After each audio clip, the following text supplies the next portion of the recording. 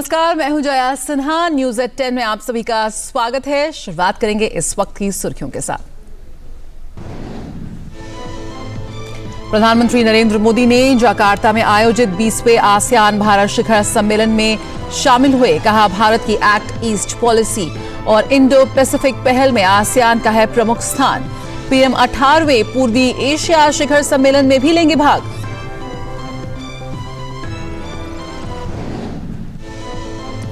G20 शिखर सम्मेलन की मेजबानी के लिए नई दिल्ली पूरी तरह से तैयार। विदेशी राष्ट्राध्यक्षों और मेहमानों के आने का सिलसिला शुरू। मॉरिशस के प्रधानमंत्री आज सुबह पहुंचे नई दिल्ली।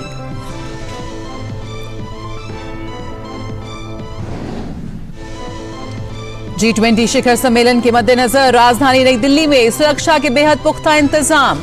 वहीं मौसम विभाग ने आयोजन स्थल पर मौसम की तुरंत जानकारी के लिए खोला विशेष केंद्र। अमेरिका ने यूक्रेन को $1 अरब की अतिरिक्त सहायता देने की घोषणा की। विदेश मंत्री एंटनी ब्लिंकन ने कीव दौरे पर की घोषणा।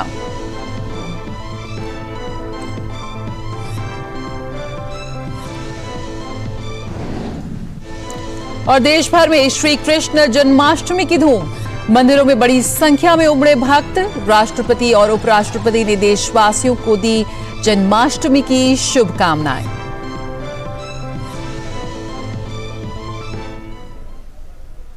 और न्यूज एट 10 में सबसे पहले बात इंडोनेशिया की राजधानी जकार्ता में चल रहे आसियान शिखर सम्मेलन की।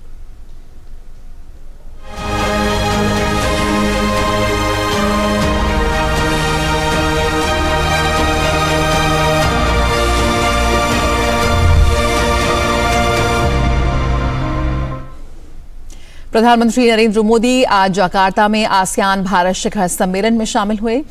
शिखर सम्मेलन के दौरान प्रधानमंत्री नरेंद्र मोदी आसियान के अन्य नेताओं के साथ तस्वीर खिंचाते हुए नजर आए। जहां सम्मेलन में अपने संबोधन में प्रधानमंत्री ने कहा कि भारत इंडोनेशिया की साझेदारी चौथे दशक में प्रवेश कर रही है। प्रधानमंत्री ने कहा कि आज वैश्विक अनिश्चितता के माहौल में हर क्षेत्र में हमारे आपसी सहयोग में लगातार प्रगति हो रही है और यह हमारे संबंधों की ताकत का प्रमाण है।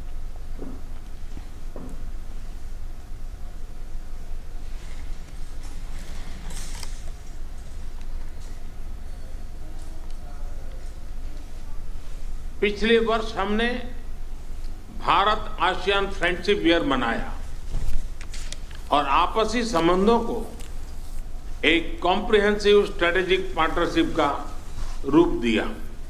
आज वैश्विक अनिश्चितताओं के माहौल में भी हर क्षेत्र में हमारे आपसी सहयोग में लगातार प्रगति हो रही है। यह हमारे संबंधों की ताकत और रेजिलियंस का प्रमाण है। प्रधानमंत्री ने कहा कि वैश्विक विकास में आसियान की अहम भूमिका है।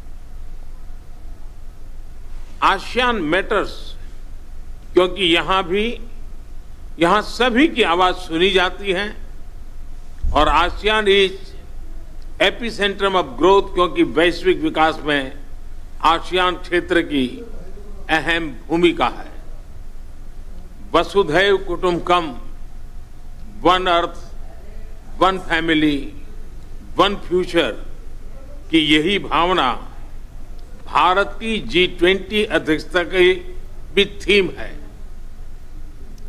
प्रधानमंत्री ने कहा कि 21वीं सदी एशिया की सदी है। प्रधानमंत्री ने कहा कि मानव कल्याण के लिए सबका प्रयास, फ्री और ओपन इंडो पैसिफिक की प्रगति में और ग्लोबल साउथ की आवाज को बुलंद करने की में हम सभी साझे हित हैं। 21वीं सदी एशिया की सदी है, हम सबकी सदी है। इसके लिए आवश्यक है कि हम एक rules based post Covid world order का निर्माण और मानव कल्याण के लिए सबका प्रयास, फ्री और ओपन इंडो पैसिफिक की प्रगति में और ग्लोबल साउथ की आवाज को बुलंद करने में हम सबके साझे हित है। और वहीं इस दौरान प्रधानमंत्री नरेंद्र मोदी से वियतनाम के प्रधानमंत्री फाह मिन चिन ने की मुलाकात।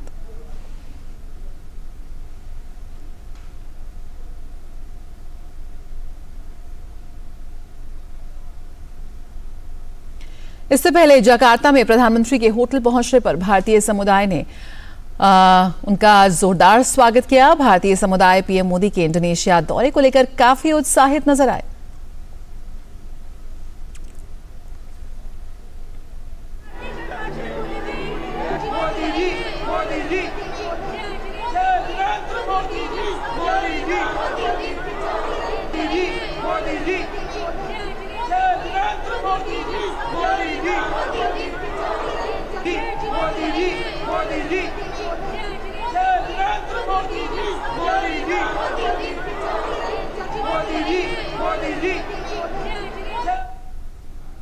और इंडोनेशिया की राजधानी जकार्ता से संवाददाता आर्यन प्रताप सिंह इस वक्त हमारे साथ जुड़ रहे हैं, तो सीधे रुख करते हैं आर्यन का। आर्यन, इंडिया आसियान रिलेशंस को बीते साल कॉम्प्रिहेंसिव स्ट्रैटेजिक पार्टनरशिप में बदला गया और उसके बाद प्रधानमंत्री की ये पहली मुलाकात थी और आसियान में वो शिरकत कर रहे थे। उनके वक्तव्य को लेकर भी लगातार हम चर्चा कर रहे हैं। इस वक्त अगर हम जानना चाहें तो क्या कुछ वहां चल रहा है, किस तरह से ये शिखर बैठक समिट जो है वो आगे बढ़ता हुआ नजर आ रहा है? जया, इस वक्त आसियान इंडिया की जो शिखर बैठक थी उसके बाद में अब ईस्ट एशिया समिट की बैठक चल रही है जो कि क्लोज डोर है, तो उसको लेकर जो जानकारी है वो हमें कुछ देर में मिलेगी कि उसमें किस प्रकार की मसलों और मुद्दों पर बातचीत हुई है। लेकिन जो हम आसियान इंडिया समिट के लिहाज से अगर बात करें, प्रधानमंत्री के वक्तव्य को आपने दर्शकों तक पहुँचाया भी है, वो भी बहुत महत्वपूर्ण था।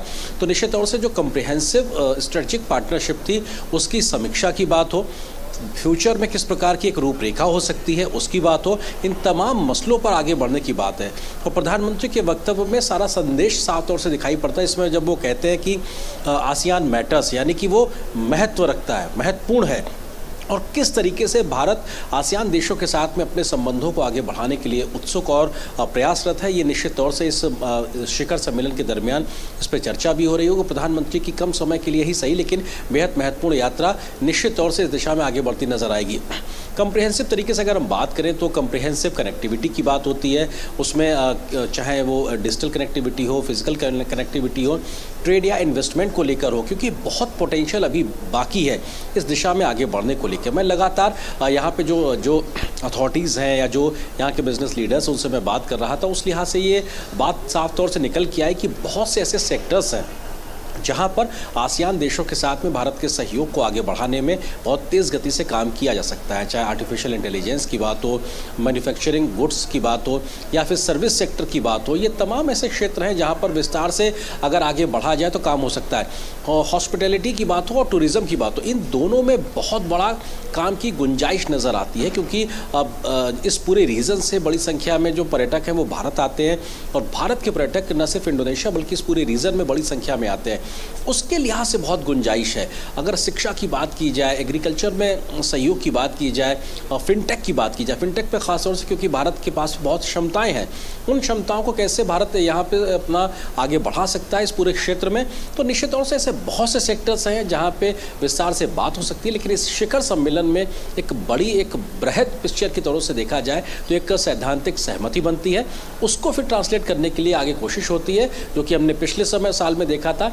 कॉम्प्रिहेंसिव स्ट्रेटेजिक पार्टनरशिप को आगे बढ़ाने को लेकर वो बात आगे बढ़ी, और अब यहाँ से क्या कुछ तय होता है जब हमको पता लगेगा इसका आउटकम को लेकर, निश्चित तौर से कुछ एक बड़ी हम उम्मीद अपेक्षा कर सकते हैं। जया, बिल्कुल आर्यन, जिस तरह से आसियान एक बेहद तेजी से बढ़ती हुई अर्थव्यवस्था और एक अच्छी तरह से जुड़ा हुआ क्षेत्र है, और जो भारत की जो मौजूदा तस्वीर है, जो उसकी बढ़ती सक्रियता है वैश्विक मंच पर, उसका बढ़ता कद है, ऐसे में दोनों ही पक्षों को इसका फायदा हो सकता है। आपको लगता है कि साथ ही साथ जो वैश्विक जो हम ग्लोबल साउथ की बात कर रहे हैं उसकी प्राथमिकता और उसके एजेंडे को कहने का भी एक महत्वपूर्ण अवसर यहाँ पर भारत के पास हो सकता है इस मंच के जरिए? जय, बिल्कुल ये आपने बहुत सही बात कही, और ये अपने आप इस लिहाज से भी महत्वपूर्ण है कि प्रधानमंत्री ने अपने वक्तव्य में इस बात को रखा कि वैश्विक अनिश्चितताओं के बाद भी भारत आसियान के जो सहयोग है वो लगातार तेज गति से आगे बढ़ते जा रहे हैं और ये सहयोग आगे बढ़ने की गुंजाइश भी लगातार आगे बढ़ती जा रही है। तो ये अपने आप में दिखाता है कि न सिर्फ हमारे संबंध अब भविष्य में और तेजी से गहरे होते जाएंगे, बल्कि उसमें और एक नई उछाल या कहा जाए या एक नई ऊंचाई भी देखने को मिलेगी।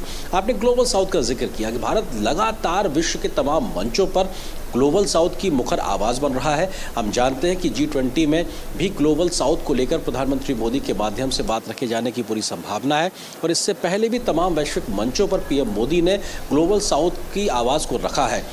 ये साफ तौर से इस बात से भी समझने की ज़रूरत है कि हम जानते हैं कि 20वीं सदी की जो वैश्विक संस्थाएं हैं उनके रिफॉर्म को लेकर प्रधानमंत्री मोदी और भारत लगातार पुरजोर वकालत करता रहा है, जो कि बहुत तेज़ी से होता दिखाई नहीं पड़ रहा है। ऐसे में 21वीं सदी की नई व्यवस्थाएं जन्म ले रही हैं और ऐसे में विकास की धारा ग्लोबल नॉर्थ से ग्लोबल साउथ तक समानता के साथ जाए, इस दिशा में भारत लगातार बात कर रहा है। क्योंकि जिस प्रकार की वैश्विक चुनौतियों में हम पर्यावरण की बात करते हैं, तकनीकी उपलब्धता की बात करते हैं, संसाधनों के समान वितरण की बात करते हैं, तो अगर वो नॉर्थ तक सीमित है तो ये दुनिया की बेहतरी के लिए नहीं हो सकता है, इसको साउथ तक जाना होगा। ग्लोबल साउथ के तमाम देशों तक भी समान रूप से विकास पहुंच सके, तकनीक पहुंच सके, वहां तक फाइनेंस पहुंच सके और जो पर्यावरण जैसी समस्याओं से ग्लोबल साउथ के तमाम देश जूझ रहे हैं, कम से कम उनको एक सहयोग हो सके, इस प्रकार की मुखर आवाज बन के भारत उभरा है और वैश्विक मंचों पर लगातार भारत इस बात को आगे बढ़ा रहा है। G20 में भी अपेक्षा और यहाँ पर भी भारत के इस प्रयास को बल मिलता, समर्थन मिलता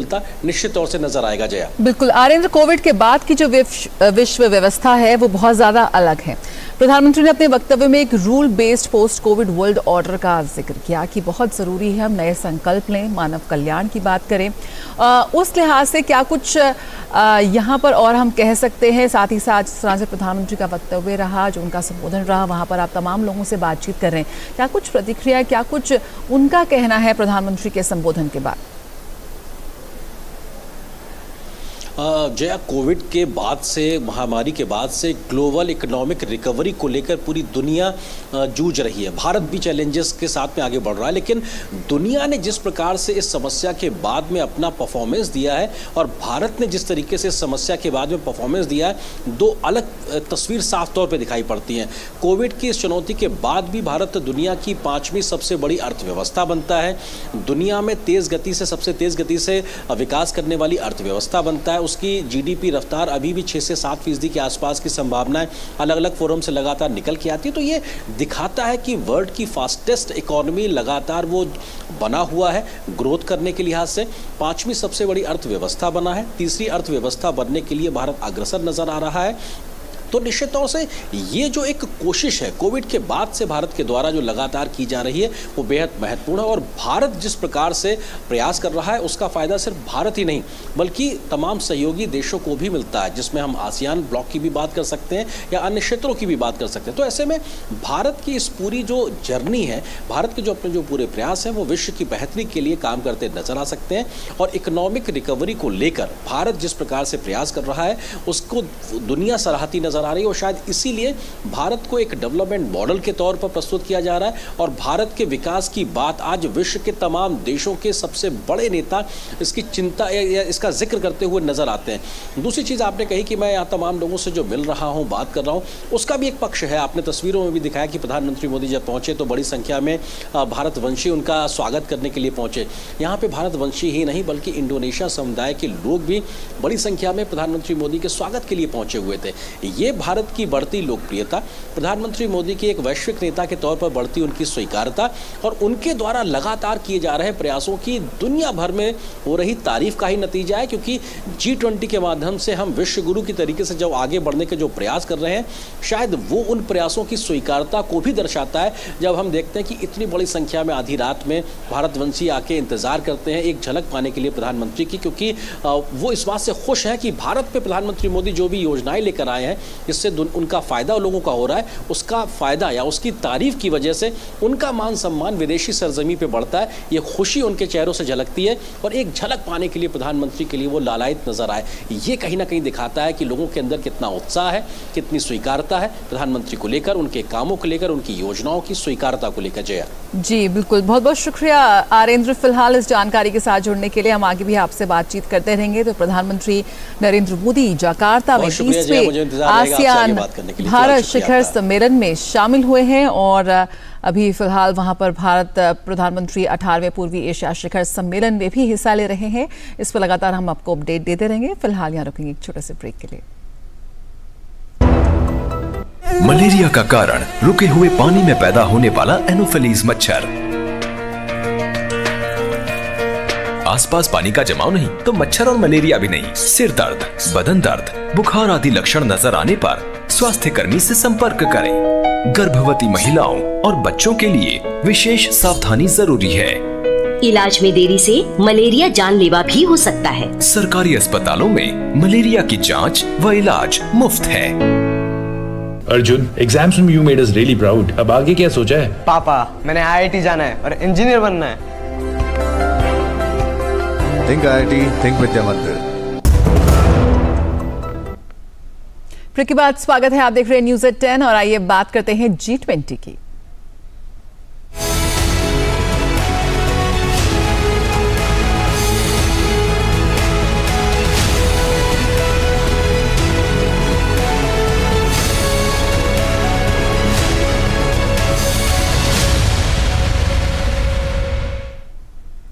G20 शिखर सम्मेलन की मेजबानी के लिए नई दिल्ली पूरी तरह से तैयार है।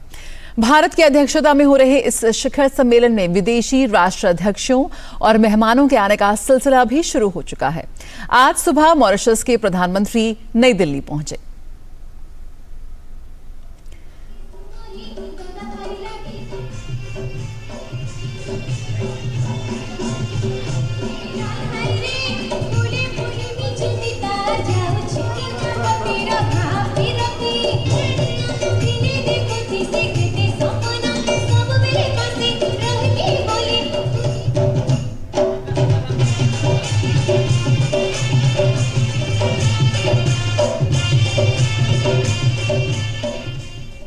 तो पारंपरिक तरीके से उनका स्वागत किया गया और G20 शिखर सम्मेलन के आयोजन के लिए भारत पूरी तरह से तैयार है। शिखर सम्मेलन के लिए G20 सदस्य देशों के राष्ट्राध्यक्षों का नई दिल्ली पहुंचना लगातार जारी है। इसी कड़ी में अमेरिका के राष्ट्रपति जो बाइडेन का भारत पहुंचने का कार्यक्रम है। उनके आने से पहले हवाई सुरक्षा और साथ ही जमीनी सुरक्षा की पूरी तैयारी की जा रही है। अमेरिकी राष्ट्रपति जो बाइडेन एयरफोर्स 1 एयरक्राफ्ट से भारत आएंगे। अमेरिकी राष्ट्रपति कल प्रधानमंत्री मोदी के साथ द्विपक्षीय बातचीत करेंगे। पीएम मोदी से द्विपक्षीय वार्ता के एजेंडे पर पूछे जाने पर अमेरिका के सामरिक संचार के लिए NSC समन्वयक जॉन किर्बी ने कहा कि दोनों नेता G20 के एजेंडे, विशेष रूप से आर्थिक सहयोग और बहुपक्षीय निवेश के अवसरों पर चर्चा करेंगे। I think you can expect that they will discuss the agenda for the G20, particularly the economic cooperation and multilateral investment opportunities that stand before the G20, and the president's strong desire to see multilateral development bank reform and reshaping continue. I have little doubt that they will also talk about the shared challenge of climate change and how much we are hoping to have a robust discussion at the G20 about a transition to clean energy technology and to see more countries, more G20 countries invest in more clean energy technology as well as efforts to curb greenhouse gases. और भारत मौसम विज्ञान विभाग ने G20 शिखर सम्मेलन के लिए अपने स्तर पर अलग तैयारी की है। मौसम विभाग ने दिल्ली में होने वाले G20 शिखर सम्मेलन के मद्देनजर विशेष और वास्तविक समय मौसम पूर्वानुमान प्रदान करने के लिए प्रगति मैदान के पास एक अतिरिक्त स्वचालित मौसम स्टेशन स्थापित किया है। शिखर सम्मेलन के लिए भारत मौसम विज्ञान विभाग की 24 घंटे मौसम की निगरानी कल सुबह से शुरू होगी। मौसम विभाग मौसम संबंधी अपडेट और पूर्वानुमान जारी करेगा, जो IMD की वेबसाइट mausam.imd.gov.in G20 पर विशेष वेब पेज पर उपलब्ध रहेगा।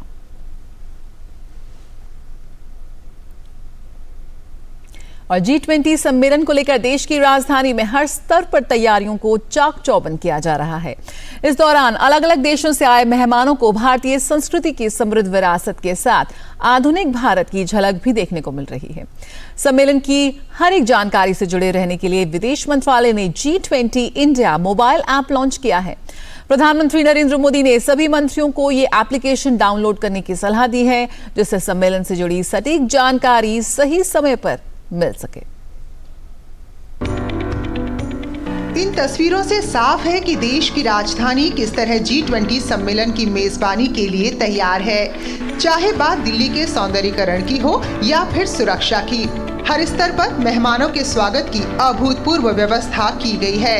G20 शिखर सम्मेलन पर G20 के मुख्य समन्वयक हर्षवर्धन श्रृंगला ने बताया कि शिखर सम्मेलन में 3 व्यापक सत्र होंगे और बहुत सारी गतिविधियां भारत मंडपम में ही होंगी। It is an event where leaders have an opportunity to discuss, confabulate, and decide on matters of global importance. So from that perspective, I think it's a very important getting together of the most influential leaders of the world. 18वें G20 शिखर सम्मेलन से पहले विदेश मंत्रालय ने G20 India mobile application launch किया है। ये app उपयोगकर्ताओं को G20 सम्मेलन से जुड़ी सभी जानकारी देने के साथ ही उनका मार्गदर्शन करेगा। प्रधानमंत्री नरेंद्र मोदी ने मंत्रियों से G20 इंडिया मोबाइल ऐप को डाउनलोड करने को कहा है, ताकि सही समय पर सही जानकारी मिल सके। सूचना एवं प्रसारण सचिव अपूर्व चंद्रा ने बताया कि G20 इंडिया मोबाइल ऐप की लॉन्चिंग भारत की तकनीकी प्रगति का परिचायक है। माननीय प्रधानमंत्री जी ने माननीय मंत्री गणों को सूचना करी थी कि एक डिजिटल ऐप बनाया गया है, जो G20 के बारे में एक ऐप बनाया गया है, उसको सब लोग डाउनलोड करें, क्योंकि उससे संभाषण के अंदर बहुत सुविधा होती है।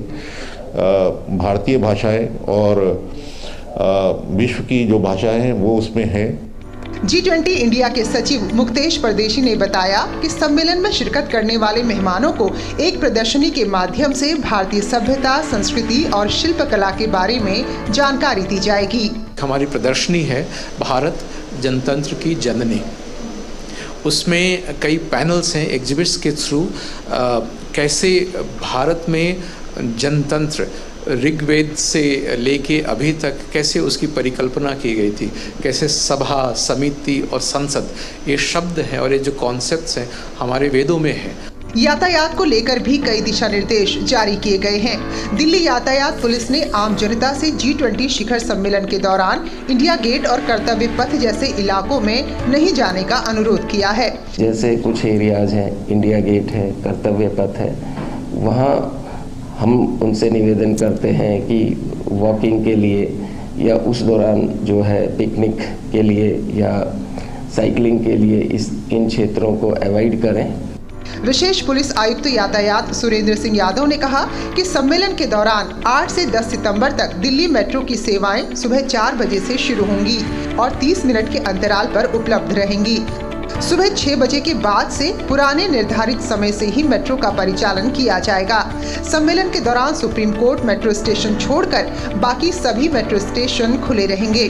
वहीं सुप्रीम कोर्ट, पटेल चौक, RK आश्रम मार्ग स्टेशन पर पार्किंग 8 सितंबर की सुबह 4 बजे से 11 सितंबर को दोपहर 12 बजे तक बंद रहेगी और इसके अलावा अन्य स्टेशन पर पार्किंग की सुविधा उपलब्ध रहेगी। दिल्ली से तापस भट्टाचार्य और मेघना देव के साथ ब्यूरो रिपोर्ट, DD न्यूज। और आगामी G20 शिखर सम्मेलन से पहले दिल्ली के उपराज्यपाल VK सक्सेना ने शहर की तैयारियों और साफ सफाई का जायजा लिया। उपराज्यपाल ने राजघाट क्षेत्र पहुंचकर अधिकारियों को जरूरी निर्देश भी दिए।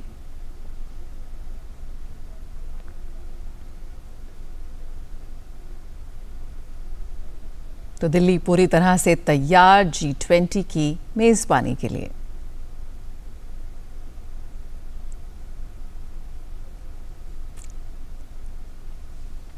जी हां, G20 शिखर सम्मेलन को लेकर नई दिल्ली पूरी तरह से तैयार है। दुनिया भर के प्रभावी नेताओं के स्वागत के लिए तैयारियां पूरी कर ली गई हैं। G20 सम्मेलन के चीफ कोऑर्डिनेटर हर्षवर्धन श्रृंगला से हमारी संवाददाता मेघना देव ने आयोजन से जुड़े सवालों को लेकर की विशेष बातचीत।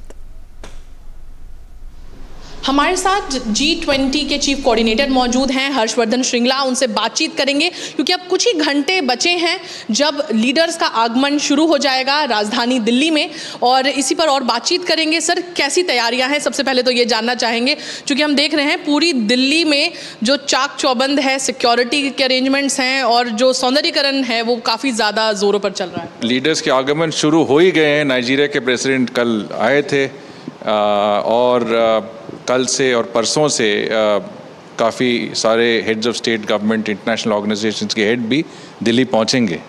और आपने देखा होगा पूरी शहर में माहौल G20 का माहौल बना रखा है और काफ़ी शहर में भी इम्प्रूवमेंट्स हो गए हैं। दिल्ली एडमिनिस्ट्रेशन की तरफ से ये प्रयास रहा है कि दिल्ली में हम दुनिया के सबसे प्रभावी लीडर्स को स्वागत कर रहे हैं, तो उस अवसर पे हमारी शहर को अच्छा दिखना चाहिए और हमारी जो खासियत है, हमारी जो सांस्कृतिक विभिन्नता और विरासत, उसका भी प्रदर्शन होना चाहिए, टूरिज़्म पोटेंशियल का प्रदर्शन होना चाहिए और ख़ास तौर से हमारी जो डेवलपमेंटल प्रोग्रेस जो हुआ है, टेक्नोलॉजी में प्रोग्रेस हुआ है, डिजिटल पब्लिक इंफ्रास्ट्रक्चर के जो कटिंग एज टेक्नोलॉजीज़ है, उनका भी मतलब प्रदर्शन और लाइव डेमोन्स्ट्रेशन जहाँ पे हो सके उसका भी हम प्लानिंग कर रहे हैं। इस बार अगर देखा जाए तो अफ्रीकन यूनियन से सबसे ज़्यादा एक अफ्रीका का रिप्रेजेंटेशन रहेगा और टेबल पे, तो उसको किस तरीके से देखते हैं आप कि भारत जो कह रहा है वो कर रहा है? तो हमारी जो रिश्ते हैं अफ्रीका के साथ वो सैकड़ों साल पुराने रिश्ते हैं, व्यापार के रिश्ते हैं, सोशल एक्सचेंजेस हुए हैं अफ्रीका के साथ और हमारी जो एंटी कॉलोनियल मूवमेंट्स हुए हैं, मतलब हमारी जो स्वाधीनता के जो मूवमेंट्स हुए हैं वो भी हमारी शेयर्ड हिस्ट्रीज़ के एक पोर्शन है। और पिछले कई सालों से हमने हमारी जो एंगेजमेंट है अफ्रीका से वो बढ़ गए हैं।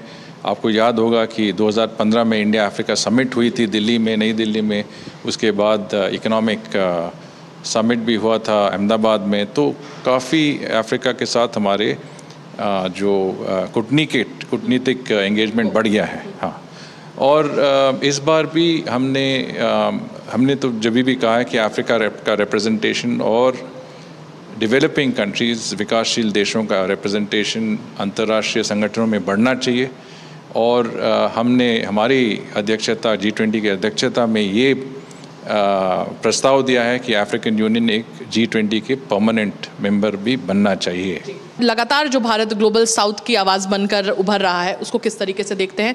G20 के जो शिखर सम्मेलन है उसमें कितनी बुलंद नजर आएगी आवाज़? तो ये ज़रूर हमने देखा है कि जो अंतर्राष्ट्रीय लेवल पे चुनौतियाँ हुए हैं, कोविड-19 महामारी, यूक्रेन में कॉन्फ्लिक्ट चल रहा है, उसके अवसर दुनिया पे पड़ा हुआ है, मतलब एडवर्स इम्पैक्ट। पर विकासशील देशों पे, ग्लोबल साउथ पे ख़ास तौर से इसका मतलब नेगेटिव इम्पैक्ट रहा है और ये देखते हुए हमने डेवलपिंग कंट्रीज़ के साथ एक एंगेजमेंट किया जो कि voice of global south summit के दौरान में किया। तो उसमें 125 देशों के साथ हमारी चर्चा हुई और इनके जो व्यूज़ हैं, इनके जो अपेक्षाएं हैं हमारी अध्यक्षता का, वो हमने अच्छी तरह नोट कर लिया है और जो भी हमारे मतलब G20 में प्राथमिकताएं हैं वो विकासशील देशों के प्रायोरिटीज़ देखते हुए हमने ये आइडेंटिफाई किए। 10 तारीख को ये समिट खत्म हो जाएगा, उसके बाद भी 30 नवंबर तक भारत के पास अध्यक्षता रहेगी। उसके बाद का जो प्रोसेस रहता है, क्या बातचीत और क्या होता है उसमें? समिट के बाद भी 2.5 महीने रह जाएंगे हमारी प्रेसिडेंसी के, क्योंकि हमारी प्रेसिडेंसी 30 नवंबर तक जारी होगी। तो इस 2.5 महीनों में कम से कम 9 मीटिंग्स G20 के होंगे हमारी प्रेसिडेंसी में और इनमें से एक फाइनेंस मिनिस्टर और सेंट्रल बैंक गवर्नर्स की मीटिंग होगी, एक पार्लियामेंट 20 मीटिंग होगी जिसमें दिल्ली में होगी, जिस मीटिंग के लिए G20 और अतिथि देशों के स्पीकर्स दिल्ली आएंगे। G20 शिखर सम्मेलन की जो तैयारियां हैं वो जोरों पर हैं और अब कुछ ही समय जो काउंटडाउन है वो शुरू हो चुका है शिखर सम्मेलन के लिए और जो तैयारियां हैं वो तकरीबन पूरी हो चुकी हैं। कैमरा पर्सन सुमित नौडियाल के साथ मैं मेघना देव, DD न्यूज़, नई दिल्ली। और दुनिया के अलग अलग भाषाओं को जानने वाले लोग कैसे एक दूसरे से संवाद कर सकते हैं, AI के जरिए कैसे इसे आसान बनाया गया है, अंतर्राष्ट्रीय मीडिया केंद्र के डिजिटल जोन में इसे दर्शाया गया है। तकनीक के क्षेत्र में भारत एक बहुत बड़ी सफलता हासिल कर चुका है और यहाँ अलग अलग आप देखें डिजी लॉकर है, इसके साथ ही साथ जो नई पहल है उसको दर्शाया गया है। हम आए हैं यहाँ भाषिनी, ये भाषिनी क्या है इस बारे में जानने के लिए हमारे साथ यहाँ पर जो लोग मौजूद हैं बताएंगे। Bhashini is a language platform for all Indian languages, allowing its translation and other facilities using artificial intelligence. Foreign delegates एक रशियन से आएंगे, एक फ्रांस से आएंगे, सो दोनों को हम इस तरीके से प्लेटफॉर्म बनाए हैं वेयर दोनों कम्युनिकेट कर सकते हैं। हमारा जो मिशन है ट्रांसेंडिंग द लैंग्वेज बैरियर, सो इस माध्यम से हम थोड़ा बहुत इनको हम डेमो दिखाएंगे।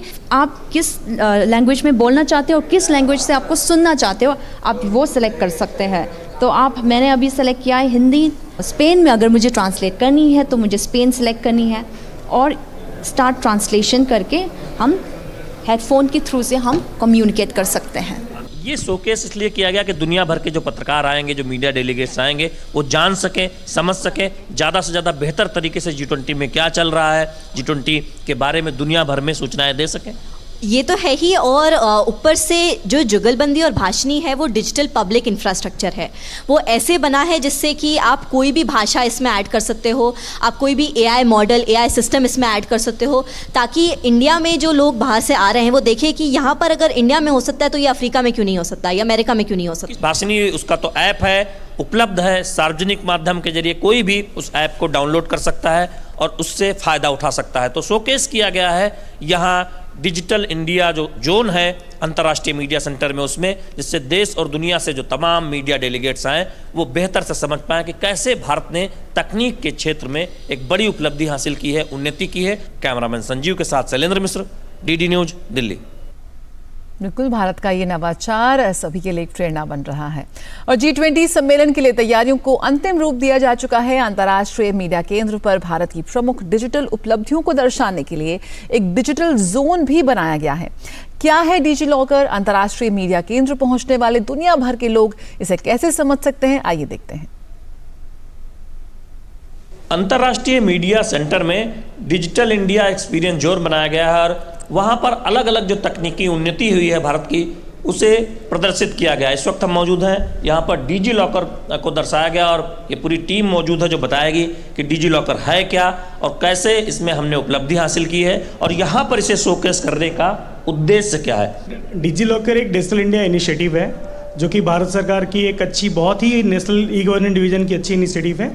इसके थ्रू हमारा जो विजन है, एम है, सिटीजन को हमें पेपरलेस गवर्नेंस के लिए उनको एक बेसिकली हमारा जो एम है प्रेजेंसलेस लेयर, पेपरलेस लेयर क्रिएट करने का, सो दैट कि सिटीजन को हम एक डिजिटल डॉक्यूमेंट प्रोवाइड कर सकें। डिजिटल डॉक्यूमेंट में किसी भी तरह की कोई भी जो डॉक्यूमेंट्स होती है या सर्टिफिकेट होती है सिटीजन्स के लाइफ साइकिल में, since their birth to death certificate, सारे सर्टिफिकेट एंटायर हम लोग लाइफ साइकिल में कवर कर रहे हैं। और यहाँ पे हमारा मेन फोकस है कि जो भी भारत सरकार से या फिर राज्य सरकार के द्वारा जो भी सर्टिफिकेट और डॉक्यूमेंट इशू किए जाते हैं, सारे सर्टिफिकेट हमारे सिटीजन्स के लिए डिजिटल लॉकर में अवेलेबल हो और उनको मुहैया कराया जाए। जैसे कि यहाँ पे आधार कार्ड भी है, पैन कार्ड भी है, एजुकेशन क्वालिफिकेशन सर्टिफिकेट भी है, चाहे वो बोर्ड के हो या फिर आपके यूनिवर्सिटी की मार्कशीट वगैरह हो, ट्रांसक्रिप्ट हो या पासिंग सर्टिफिकेट हो, बहुत सारे मेडिकल काउंसिल के आपका डिप्लोमा सर्टिफिकेट्स भी अवेलेबल है। तो हम लोग कवर करें इंटायर सर्टिफिकेट को। आपकी बर्थ सर्टिफिकेट अवेलेबल होगी, मैरिज सर्टिफिकेट अवेलेबल होगी।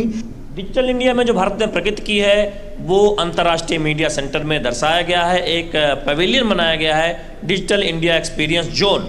तकनीक में हम जानते हैं कि भारत ने उल्लेखनीय सफलता हासिल की है। आज दुनिया भर में भारत का लोहा माना जाता है। तो न केवल अपनी सांस्कृतिक विविधता को दिखा रहे हैं, अपने गौरवशाली इतिहास को दिखा रहे हैं, बल्कि तकनीक में जो हमारी उन्नति हुई है उसका भी प्रदर्शन अंतर्राष्ट्रीय मीडिया सेंटर में किया जा रहा है। कैमरामैन संजीव के साथ शैलेंद्र मिश्र, DD न्यूज, दिल्ली। और G20 का एक अहम सदस्य है फ्रांस। एक नजर भारत फ्रांस संबंध पर।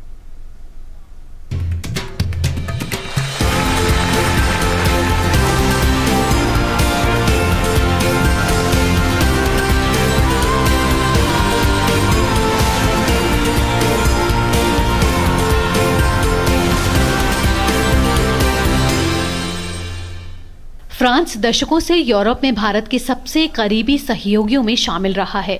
1947 में भारत फ्रांस राजनयिक संबंधों की स्थापना हुई। 1998 में रणनीतिक साझेदारी की शुरुआत हुई, जिसने इसी वर्ष 25 साल पूरे कर लिए हैं। रक्षा, सुरक्षा, अंतरिक्ष और नागरिक परमाणु ऊर्जा क्षेत्र में सहयोग इसके प्रमुख स्तंभ हैं। दोनों देश आतंकवाद का मुकाबला, जलवायु परिवर्तन, हिंद प्रशांत क्षेत्र में समुद्री सुरक्षा, नवीकरणीय ऊर्जा और सतत विकास जैसे क्षेत्रों में भी मिलकर काम कर रहे हैं। अंतर्राष्ट्रीय मंचों पर भारत की बढ़ती भूमिका को फ्रांस लगातार समर्थन देता रहा है। इनमें संयुक्त राष्ट्र सुरक्षा परिषद में भारत की स्थायी सदस्यता और परमाणु आपूर्तिकर्ता समूह में सदस्यता की दावेदारी का समर्थन शामिल है। रक्षा क्षेत्र में सहयोग भारत फ्रांस रणनीतिक साझेदारी की आधारशिला है। इनमें प्रौद्योगिकी हस्तांतरण समझौते के तहत भारत में बनाई जा रही फ्रांसीसी स्कॉर्पियन पनडुब्बियां और 36 राफेल लड़ाकू विमानों की आपूर्ति शामिल है। नियमित साझा सैन्य अभ्यास और 2018 में मंत्री स्तरीय रक्षा वार्ता से भी दोनों देशों के रक्षा संबंध मजबूत हुए हैं। वर्ष 2021 से 2022 में $12.42 बिलियन के वार्षिक व्यापार के साथ फ्रांस भारत के लिए प्रमुख व्यापारिक भागीदार के रूप में उभरा है। अप्रैल 2000 से जून 2022 के बीच $10.31 बिलियन के संचयी निवेश के साथ फ्रांस भारत का 11वां सबसे बड़ा विदेशी निवेशक है।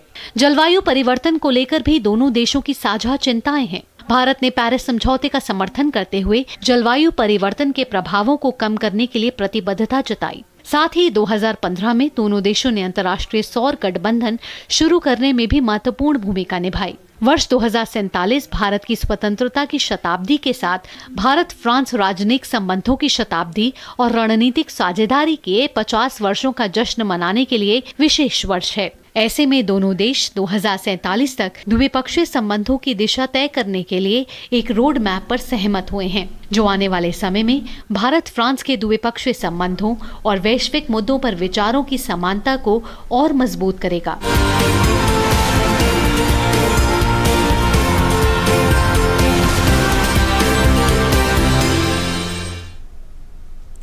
और G20 शिखर सम्मेलन में विश्व के दिग्गज नेता हिस्सा लेने जा रहे हैं। हम उन नेताओं के जीवन सफर से आपको लगातार रूबरू करा रहे हैं। इसी कड़ी में आइए जानते हैं जर्मन चांसलर ओलाफ शोल्ज के बारे में। जर्मन चांसलर ओलाफ शोल्ज का जन्म 14 जून 1958 को जर्मनी के ओस्नाब्रुक में हुआ था।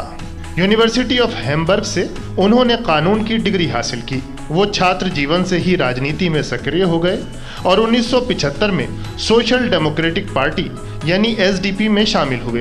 कानून की पढ़ाई के दौरान भी वो एसडीपी के यूथ विंग से जुड़े रहे। 1998 में हैम्बर्ग अल्तोना सीट से वो पहली बार जर्मन संसद बुंडेस्टाग पहुंचे और 2002 में दूसरी बार जर्मन संसद के लिए चुने गए। वो एसडीपी के महासचिव और संसदीय सचिव भी रहे। शोल्ज 2007 में मर्केल कैबिनेट में शामिल हुए और श्रम एवं सामाजिक मामलों के मंत्री बनाए गए। वो 2009 में एसडीपी के उपाध्यक्ष बने और 2018 तक इस पद पर रहे। वो हैम्बर्ग शहर के फर्स्ट मेयर भी रहे। 2018 में उन्होंने जर्मनी के वित्त मंत्री का पदभार संभाला और 2021 में ओलाफ शोल्ज जर्मनी के चांसलर चुने गए। Bureau report, DD news.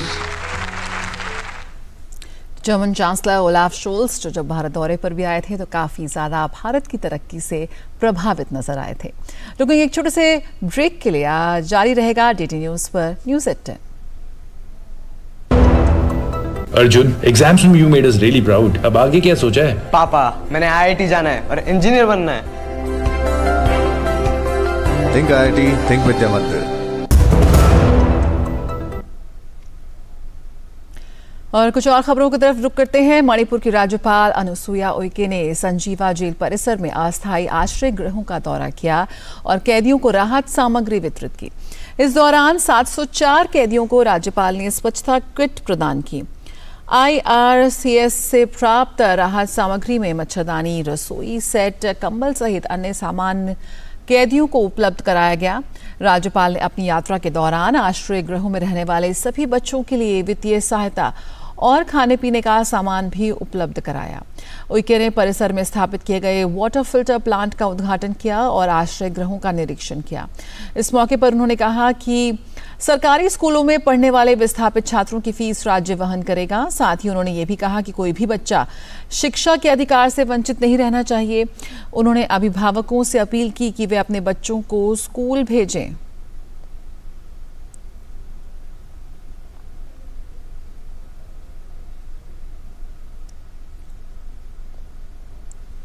संघ प्रमुख ने आरक्षण के मुद्दे पर कहा कि समाज के वंचित वर्ग को सिर्फ आर्थिक ही नहीं बल्कि सामाजिक बराबरी भी मिलनी चाहिए।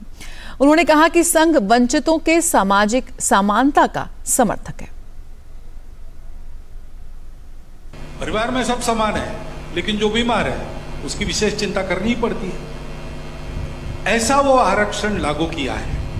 इसलिए जब तक वो भेदभाव है तब तक उसको चालू रहना चाहिए। संविधान सम्मत जितना आरक्षण है उसको हम संघ के लोग तो पूरा समर्थन देते हैं।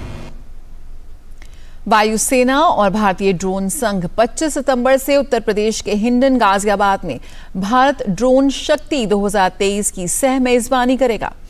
रक्षा मंत्रालय ने कहा कि भारत में सैन्य और असैन्य क्षेत्र में ड्रोन के उपयोग बढ़ रहा है। 2 दिवसीय समारोह में 50 से अधिक हवाई प्रदर्शनों के साथ भारतीय ड्रोन उद्योग की क्षमता प्रदर्शन की जाएगी। इसमें सर्वेक्षण, कृषि, अग्निशमन और सामरिक निगरानी ड्रोन का प्रदर्शन किया जाएगा और 75 से अधिक स्टार्टअप और कॉरपोरेट्स की भागीदारी होगी। कार्यक्रम में केंद्र सरकार, राज्य विभागों, सार्वजनिक और निजी उद्योगों, सशस्त्र बलों, अर्धसैनिक बलों और विदेशी प्रतिनिधियों सहित लगभग 5000 लोगों के आने की उम्मीद है। यह समारोह वैश्विक ड्रोन केंद्र बनने की भारत की प्रतिबद्धता को बढ़ावा देगा।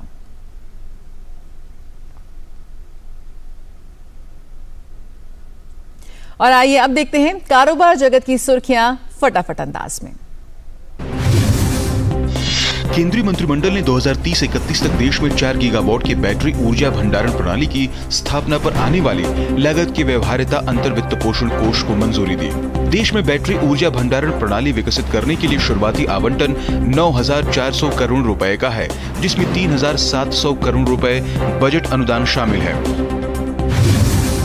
ब्रिटेन के प्रधानमंत्री ऋषि सुनक ने कहा कि भारत के साथ मुक्त व्यापार समझौते को अंतिम रूप देने के लिए अब कुछ रास्ता और तय करना है। सुनक ने कहा कि उन्हें विश्वास है कि समझौता दूरदर्शी तथा आधुनिक होगा। उन्होंने उम्मीद जताई कि यह समझौता दोनों देशों के हित में होगा। यूरोपीय संघ ने Apple, Amazon, Microsoft, Google, Facebook और टिकटॉक जैसी प्रौद्योगिकी आधारित कंपनियों को नए डिजिटल नियमों के दायरे में लाने की घोषणा की। यूरोपीय संघ में ऑनलाइन कंपनियों की कारोबारी क्षमता को नियंत्रित करने के इरादे से डिजिटल बाजार अधिनियम लाया गया है। भारत की अध्यक्षता में G20 नेताओं के शिखर सम्मेलन से पहले G20 फाइनेंस ट्रैक में क्रिप्टो करेंसी के लिए विस्तृत नियमन तथा बहुपक्षीय विकास बैंकों में सुधार के तहत $200 अरब की पूंजी पर्याप्तता ढांचे को लागू करने के वास्ते सदस्य देशों को साथ लाने जैसे बड़े मुद्दों पर चर्चा की गई। बीमा उद्योग नियामक इरडा ने घोषणा की कि वह चिकित्सा दावों के जल्द से जल्द 100% कैशलेस सेटलमेंट के लिए स्वास्थ्य बीमा प्रदाताओं के साथ काम कर रहा है। कैशलेस क्लेम सेटलमेंट की प्रक्रिया काफी थकाऊ है और बीमा कंपनियां उपभोग्य सामग्रियों और अन्य मदों के नाम पर कुल बिलिंग से 10% या उससे अधिक काट लेती हैं। दाल कारोबारियों को अब मसूर दाल के स्टॉक की भी नियमित जानकारी देनी होगी। इसके तहत अगर घोषित सीमा से अधिक स्टॉक मिलता है तो उसे जमाखोरी माना जाएगा और ऐसा करने वालों पर आवश्यक वस्तु अधिनियम के तहत कार्रवाई होगी। इससे पहले सरकार ने जून में अरहर और उड़द की दाल पर स्टॉक सीमा लगाने की घोषणा की थी। ऊर्जा मंत्रालय के तहत आने वाले केंद्रीय सार्वजनिक क्षेत्र के महारत्न उपक्रम REC लिमिटेड ने एक्सिम बैंक के साथ $100 मिलियन अमेरिकी डॉलर के ऋण समझौते पर हस्ताक्षर किए हैं। इसका उपयोग REC के बिजली, बुनियादी ढांचे और लॉजिस्टिक्स क्षेत्रों के लिए किया जाएगा। वित्त मंत्रालय ने धन शोधन निवारण अधिनियम को और सख्त कर दिया है। इसके तहत अब किसी कंपनी में 10% हिस्सेदारी रखने वाले साझेदार लाभकारी मालिकों की श्रेणी में आएंगे। पहले यह सीमा 15% थी। मंत्रालय ने धन शोधन निवारण अधिनियम 2005 में संशोधन किया है। इस नियम के तहत वित्तीय खुफिया इकाई को जानकारी देने के लिए जिम्मेदार प्रबंधन स्तर के अधिकारी को प्रधान अधिकारी के रूप में भी माना जाएगा। Reserve bank governor Shaktikanta Das ने कल मुंबई में ग्लोबल फिनटेक फेस्टिवल 2023 को संबोधित किया। भारतीय रिजर्व बैंक के गवर्नर शक्तिकांत दास ने हेलो यूपीआई पेश किया, जिसमें ऐप, फोन कॉल और IoT इंटरनेट ऑफ थिंग्स उपकरणों के माध्यम से हिंदी और अंग्रेजी में आवाज से यूपीआई भुगतान किया जा सकता है। मारुति सुजुकी इंडिया की मूल कंपनी सुजुकी मोटर कॉर्पोरेशन ने एक त्रिपक्षीय समझौता किया है। गुजरात के बनासकांठा जिले में 230 करोड़ रुपए की लागत से 4 बायोगैस उत्पादन संयंत्र स्थापित किए जाएंगे, जिनका परिचालन वर्ष 2025 से शुरू होगा। Bureau report, DD news. और जापान ने आज सुबह घरेलू HIIA रॉकेट पर अपना चंद्र अन्वेषण अंतरिक्ष यान दक्षिणी जापान के तनेगाशिमा अंतरिक्ष केंद्र से लॉन्च किया। ये यान अगले साल की शुरुआत में चंद्रमा पर उतरेगा। ऐसा करने वाला जापान विश्व का 5वां देश बन गया है। मौसम की खराबी की वजह से पिछले महीने मिशन को स्थगित करना पड़ा था।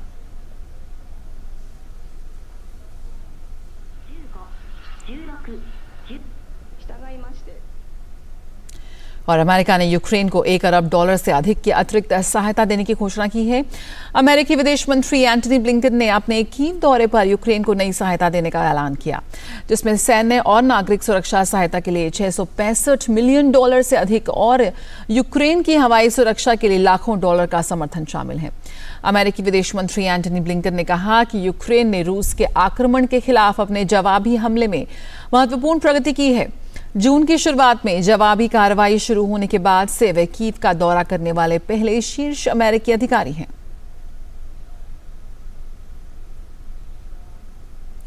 और साल के अंतिम ग्रैंड स्लैम US ओपन के महिला एकल में दूसरी वरीयता प्राप्त बेलारूस की आयरना सबालेंका ने सेमीफाइनल में स्थान बना लिया है। क्वार्टर फाइनल में सबालेंका को चीन किनवेन झेंग को हराने में ज्यादा मेहनत नहीं करनी पड़ी। सबालेंका ने मुकाबले को सीधे सेट में 6-1, 6-4 से जीतकर अंतिम 4 में प्रवेश किया। और महिला एकल में ही 17वीं वरीयता प्राप्त अमेरिका की मेडिसन कीज भी आसान जीत के साथ सेमीफाइनल में पहुंच गई। मेडिसन कीज ने क्वार्टर फाइनल में चेक गणराज्य की मार्केता वांड्रा उसोवा को 6-1, 6-4 से हराकर अंतिम 4 में जगह बनाई। पुरुष एकल में तीसरी वरीयता प्राप्त रूस के डैनियल मेदवेदेव भी सेमीफाइनल में पहुंचने में सफल रहे। मेदवेदेव ने अपने ही देश के 8वीं वरीयता प्राप्त आंद्रे रुब्लेव को हराकर अगले दौर में जगह बनाई। मेदवेदेव ने मुकाबले को सीधे सेट में 6-4, 6-3, 6-4 से अपने नाम किया। और पुरुष युगल में आज रात भारत के रोहन बोपन्ना सेमीफाइनल मुकाबला खेलते दिखाई देंगे। बोपन्ना और उनके ऑस्ट्रेलियाई जोड़ीदार मैथ्यू एबर्टन की जोड़ी का सामना सेमीफाइनल में फ्रांस के निकोलस महूत और पियरे हर्बर्ट की जोड़ी से होगा। एशिया कप के सुपर 4 के पहले मुकाबले में बुधवार को लाहौर में खेले गए मुकाबले में पाकिस्तान ने बांग्लादेश को 7 विकेट से हरा दिया। पाकिस्तान को जीत के लिए 194 रन की दरकार थी, जिसे टीम ने 3 विकेट खोकर 194 रन बनाकर हासिल किया। पाकिस्तान ने 39.3 ओवर में लक्ष्य को प्राप्त किया। पाकिस्तान की ओर से इमाम उल हक ने 78 रन की पारी खेली, तो वहीं मोहम्मद रिजवान 63 रन पर नाबाद रहे। इससे पहले मैच में बांग्लादेश ने टॉस जीता और पहले बल्लेबाजी करने का फैसला किया।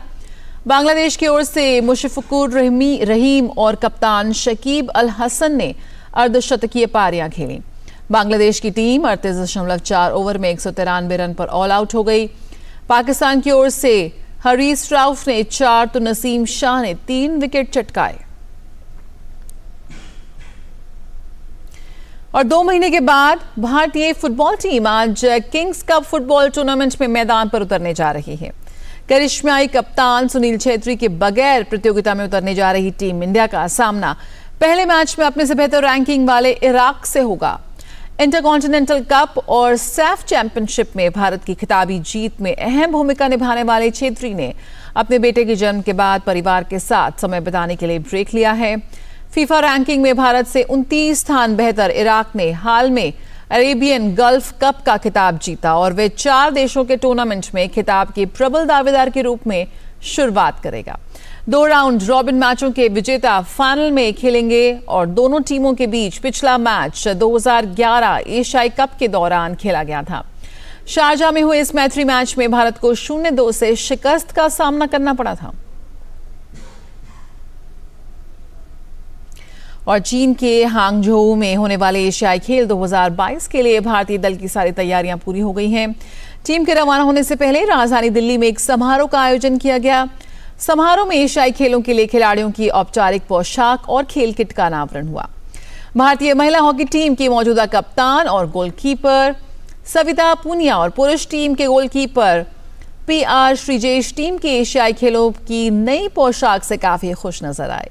संवाददाता तापस भट्टाचार्य से खास बातचीत में इन दोनों खिलाड़ियों ने खेलों के दौरान टीम के अच्छे प्रदर्शन की उम्मीद जताई। दो बेहतरीन एथलीट हमारे साथ इस वक्त मौजूद है, हॉकी के दिग्गज PR श्रीजेश सविता, दोनों क्या बेहतरीन लग रहे हैं इस वक्त अपने ट्रेडिशनल ड्रेस में। PR, सबसे पहले तो ये जानना चाहेंगे, यही ड्रेस पहन के आप लोग ओपनिंग सेरेमनी में रहेंगे और एक अलग एहसास दे रहा है ये सर? डेफिनेटली आपको इधर इतना अच्छा लग रहा है, बट जहाँ पे हम लोग वॉकिंग करेंगे अपना फ्लैग के पीछे चाइना में, तो डेफिनेटली वो मोमेंट और ब्यूटीफुल लगेगा और पूरा इंडिया, पूरा देश हमारे लिए चीयर करेगा। And definitely as a player ये हमारा ऐसे एक मौका है जहाँ पे हम लोग अपना गर्व महसूस होता है। प्रधानमंत्री नरेंद्र मोदी बहुत चीयर करते हैं एथलीट्स को, आप भी वहाँ पे गए थे, वहाँ पे ऐसे ड्रेस में एक तरह से भारतीयता एकदम झलक के आती है, आपको भी अच्छा लगता है? डेफिनेटली प्राउड इंडियन, वो एक हमेशा हमें रहता है कि हम इंडियन हैं और ये हमें 4 साल के बाद हर बार मौका मिलता है, तो डेफिनेटली हमारे लिए बहुत खुशी की बात है और हमें बहुत प्राउड है। एशियन गेम्स बहुत बड़ा एक है हॉकी के लिए, खास तौर से PR आपके लिए भी बहुत बड़ा एक मौका है।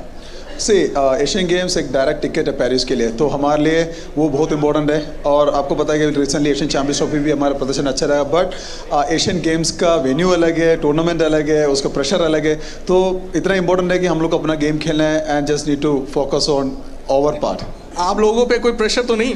नहीं, बिल्कुल। हम इवन टोक्यो ओलंपिक्स के बाद इस चीज़ से और ज़्यादा वेल प्रिपेयर्ड हैं और हमें हमारी ट्रेनिंग पे बिलीव है, इसीलिए हमें जैसे यही है कि अपने टीम पे फोकस रखना है और हम रेडी हैं खेलने के लिए। तो देखिए रेडी हैं और देखिए कितना बेहतरीन लग रहे हैं इन दोनों को अपने इंडियन एक तरह से कपड़ों में, और एक तरह से ये भारतीयता झलक के आ रही है। और यही कपड़े पहन के ओपनिंग सेरेमनी में एशियन गेम्स में ये लोग जाएंगे और भारत का नाम रोशन करने की कोशिश करेंगे। क्या पर्सन रवि के साथ मैं तापस भट्टाचार्य, दूरदर्शन समाचार, दिल्ली।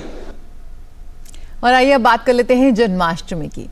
भगवान श्री कृष्ण के जन्मोत्सव के उपलक्ष्य में मनाए जाने वाला त्योहार जन्माष्टमी देश भर में धूमधाम से मनाया जा रहा है। मंदिरों को रोशनी और फूलों से सजाया गया है। कल देश के कुछ हिस्सों में जन्माष्टमी का त्योहार मनाया गया। आज भी मंदिरों में जन्माष्टमी का त्योहार मनाया जा रहा है। ये भाद्रपद माह के कृष्ण पक्ष के अष्टमी को मनाई जाती है। राष्ट्रपति द्रौपदी मुर्मू और उपराष्ट्रपति जगदीप धनखड़ ने जन्माष्टमी के अवसर पर देशवासियों को शुभकामनाएं दी।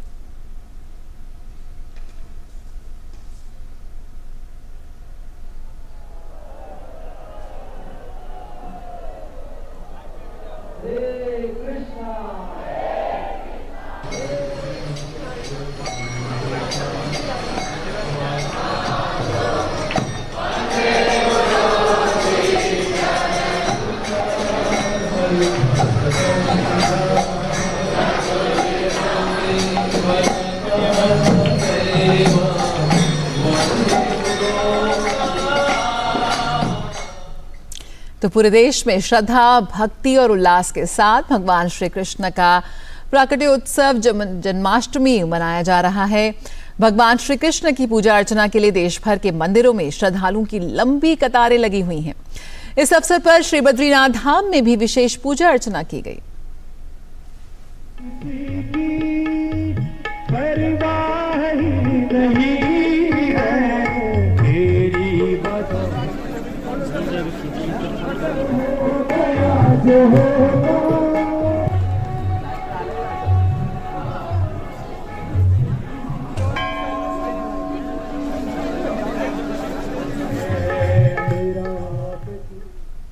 नोएडा के इस्कॉन मंदिर में श्रद्धालुओं की भारी भीड़ भगवान श्री कृष्ण के दर्शन पूजन के लिए नजर आई।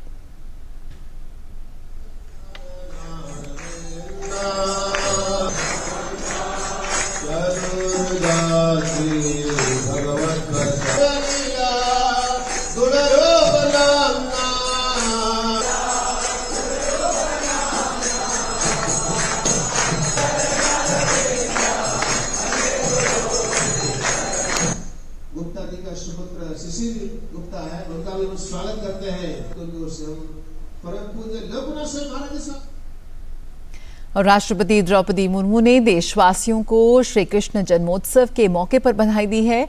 उन्होंने लिखा, मैं सभी देशवासियों को जन्माष्टमी के पावन पर्व की बधाई देती हूँ। जन्माष्टमी का त्योहार हमें भगवान श्री कृष्ण के गीता के उपदेश को समझने, अमल में लाने और निष्काम कर्म करने की प्रेरणा देता है। भगवान श्री कृष्ण ने पूरी मानवता को धर्म के मार्ग पर चलने का संदेश दिया। आइए इस शुभ अवसर पर हम जन कल्याण की भावना के साथ आगे बढ़ें और अपने समाज और राष्ट्र को समृद्ध बनाएं। प्रधानमंत्री नरेंद्र मोदी ने सोशल मीडिया प्लेटफॉर्म एक्स पर देशवासियों को जन्माष्टमी की बधाई दी है।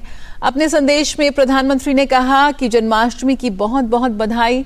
श्रद्धा और भक्ति का ये पावन अवसर मेरे सभी परिवारजनों के जीवन में नई ऊर्जा और नए उत्साह का संचार करे, यही कामना है। जय श्री कृष्ण।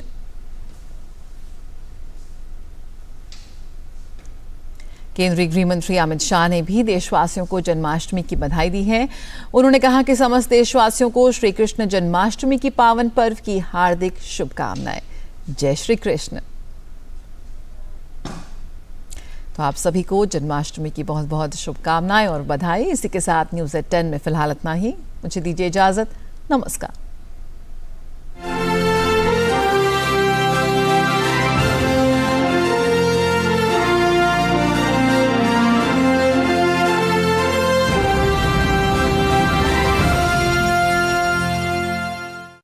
दिन भर की सुर्खियों से अलग,